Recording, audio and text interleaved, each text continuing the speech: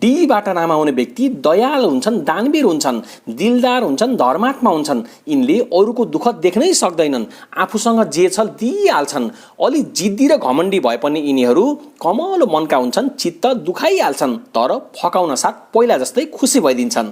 अलि बढी बोल्ने बानी, मान्छेलाई झ्याप्पै विश्वास गर्ने यिनको नराम्रो बानी हो, त्यसैले धोका पनि बहुतै खाने गर्छन्। छिनछिनमै रिसाइहाल्ने, बेला बेलामा सन्किने बानीले गर्दा यिनलाई धेरैले छुचो भन्ने गर्छन्। डीबाट नाम आउने व्यक्तिले कहिले पनि गलत काम गर्न जान्दैनन्।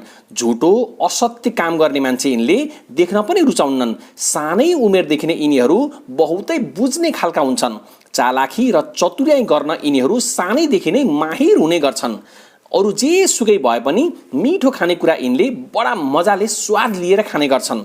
सुतेको बेलामा र काम गरेको बेलामा यिनलाई डिस्टर्ब गर्यो भने यिनीहरू रिसले आगो हुन्छन्। डीबाट नाम आउने व्यक्तिलाई निन्द्राको पारखी र लभ गुरु पनि भन्ने गरिन्छ।